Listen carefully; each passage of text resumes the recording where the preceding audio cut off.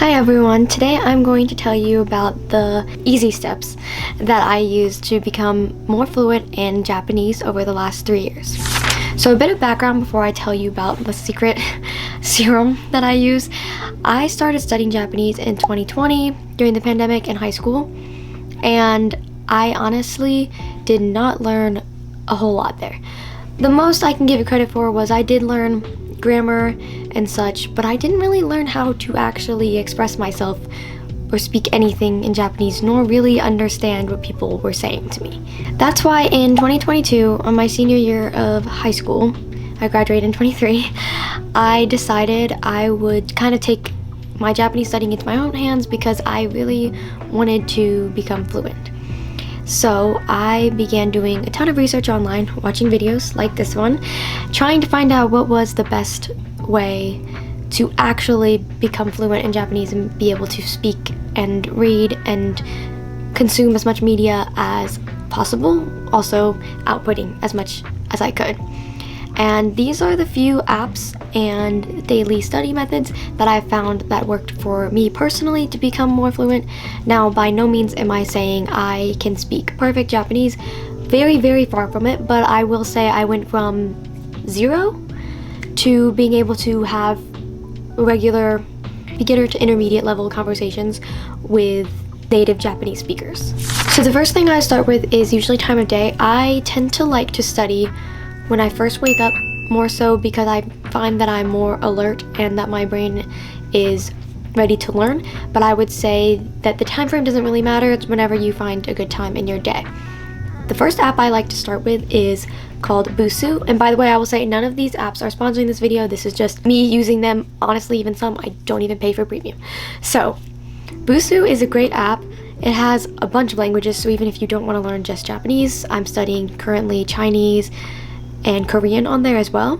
So within the app, there are beginner to upper intermediate level courses so far. They also have options to learn Japanese for travel specifically, learn Japanese through manga, or just learn the alphabets, which has been really helpful, and I feel like it's perfectly paced and giving me phrases that I could use in real life. Also, you have the opportunity to get corrections by native speakers as well, which is great. You can record yourself talking on there after lessons, and native speakers can give you feedback, or you could also just write down your response. I like to use Busuu mainly for grammar, and the next app that I like to use is teuida. I think this is a great app to learn how to be comfortable speaking and practicing your pronunciation, because what you do in this app is you actually have to speak in order to finish the lessons. So they have you speak into the microphone, they talk in real time, they give you scenarios where it's like you're having a conversation with someone, which I think is great and really helped me to be less slow with my responses and thinking too much, because it also helps you to know like what the conversation is going to be about beforehand, which is great and gives you prompts. The last app I like to use is called Drops, and Drops also has many languages as well, and I like to use this for vocabulary, and I love the pathway feature where you can kind of cater your learning and choose a different topic to cover each time you pass one, and it's really great. I love to use it to just expand my vocabulary. It gives you a ton of words, and it gives you visuals and little games you have to match them up, and you can set your time for how much you want to study each day, which is great. I just do 5 minutes, and that has been greatly helpful. One thing that's great about all three of these apps in general is that they have a streak feature, and I love a good challenge, as most people do, so it's nice to be able to see that streak go up as long as you stay consistent. Now, to practice reading, I like to use the app todaii, and that has Japanese news articles that you can read, and it gives you different levels, and also when you tap on the words, it can give you the definitions and the pronunciation, and if it's like kanji, you can get the hiragana or romaji, which is great, and the furigana. So I highly recommend that to get some reading. I usually just do, they give you 3 that you can read a day. I also like to read the Real Japanese books, which I will put that on the screen. Those have been very helpful. They are a little bit more difficult, so if you're first starting, I wouldn't really recommend those. But a great way to go through is read until you find a word that you don't know, write that down in your vocabulary, and study, study, study.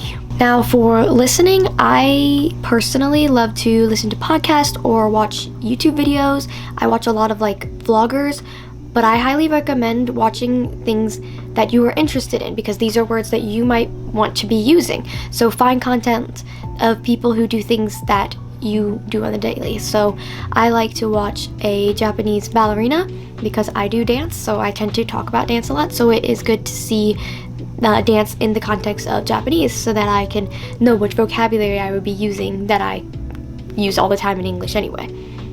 Another thing is try to start with the lower level things first. So I like to listen to children's stories or watch kids shows. Some I can find on YouTube, and others you might have to search up on things like Crunchyroll. Some anime might have kids shows that you can watch, and those are a good place to start. Lastly, you're going to want to speak some to Not, just an app that gives you prompts. So I recommend that you speak as much as you can. Now, if possible, try to find native speakers to speak with either in person or chat with online, but make sure that words are coming out of your mouth. If this is not an option, which it wasn't for me for a lot of time, I found that either saying things out loud, like narrating what I was doing, you might sound crazy, but I swear it helps so much because instead of just translating the words, eventually you'll be used to thinking them when you're doing something. So like right now, I am filming a video, so I could narrate to myself, "Ima doga wo tsukute imasu." With all these steps combined, I spend about an hour, maybe an hour and a half, sometimes only half an hour depending on my schedule, each day studying Japanese, and I think that has helped tremendously. I hope that you found this video helpful and that you could use some of these tips for yourself. Of course, everybody's journey is a little bit different, so we're all going to move at different pace and have different things that work for us. This is just what helped me, but I hope that it can give you a place to start or restart your journey of learning Japanese. Or if you want to take this method and use it for another language, that would also be perfectly fine. Thank you so much for watching. I hope that you enjoyed this video. Please like and subscribe and comment and tell me about your language learning journey so far. Bye!